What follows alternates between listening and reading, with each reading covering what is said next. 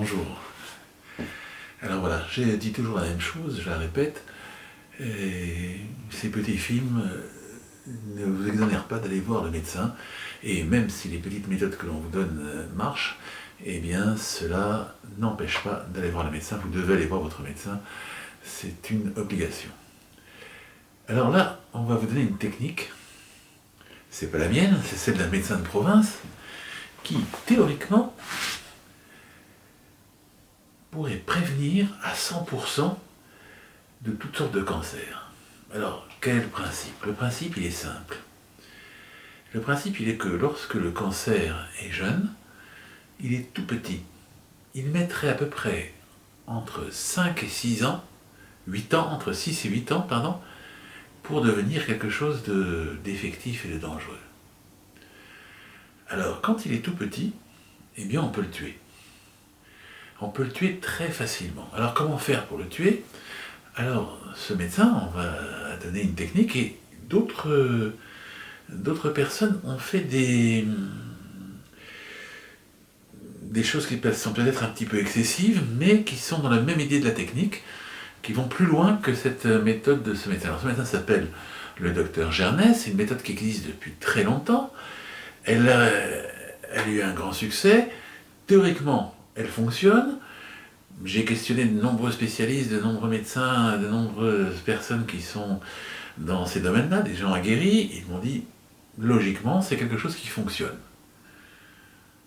Alors de quoi s'agit-il? Lorsque le cancer est tout petit, alors on peut le tuer. Alors avec quoi on va le tuer? Avec des médicaments qui n'ont pas beaucoup d'effets secondaires. Il suffit, donc, selon la méthode Gernès, de prendre pendant une semaine, 10 jours, de la colchicine et du sirop de chloral. Ce sont des médicaments qui, pendant une semaine, 10 jours, n'auront pas vraiment d'effets secondaires. Très très peu. Donc ils ne seront pas spécifiquement dangereux. Sauf bien sûr pour les femmes enceintes. Parce que l'effet qui est attendu dans ces médicaments, c'est l'effet antimitotique. C'est-à-dire que on veut détruire ces cellules cancéreuses. Alors évidemment, comme elles sont toutes petites, elles sont encore fragiles, le cancer est tout petit, elles vont se détruire très facilement. Par contre, c'est aussi dangereux pour un fœtus. Donc, à déconseiller aux femmes enceintes, elles peuvent faire, c'est un traitement qui a priori, selon le docteur Gernès, se ferait à vie. Donc, à vie, serait prendre pendant une semaine, tous les 3 mois, tous les 6 mois, selon ce qu'on veut, là, qui sont plus circonspects, qui vont prendre tous les 3 mois, d'autres qui vont prendre tous les 6 mois. Une semaine, colchicine, sirop de chloral. Hein, les doses habituelles, 2 à 3 comprimés, 2 à 3 cuillères de sirop de chloral, 2 à 3 comprimés de colchicine. Tous les jours, pendant une semaine.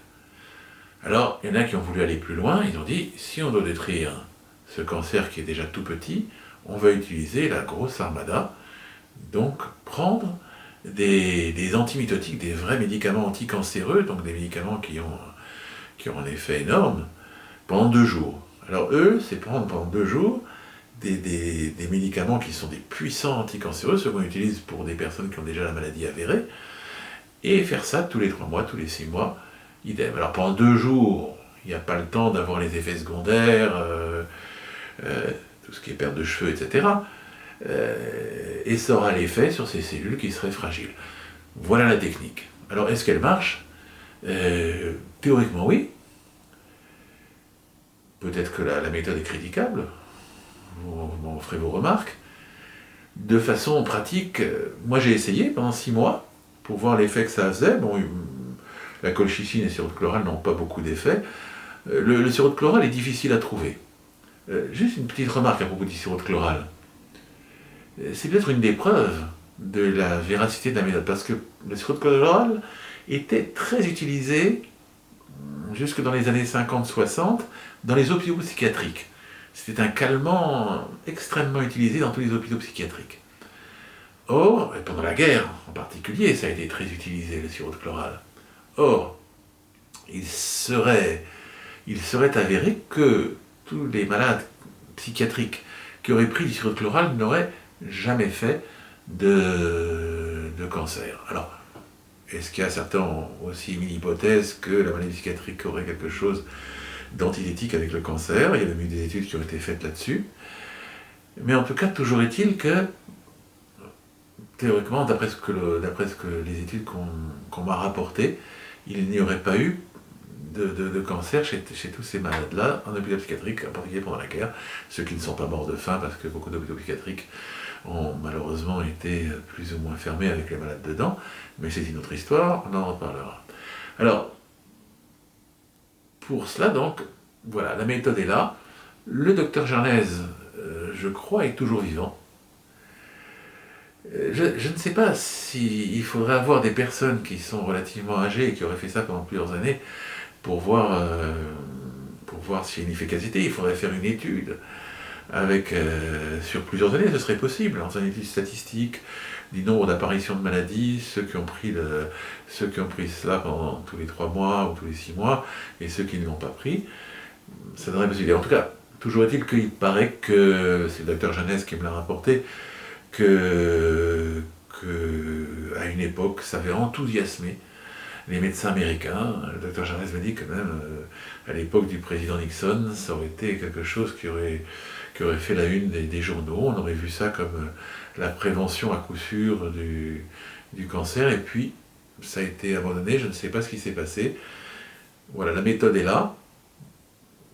Je ne peux pas vous garantir d'efficacité, mais théoriquement, ça devrait marcher. À vous de voir, je tenais à vous faire cette information parce que beaucoup de gens disent que les pouvoirs publics sont inconséquents de ne pas faire d'études sur cette méthode. Parce que théoriquement, elle est efficace. À bientôt.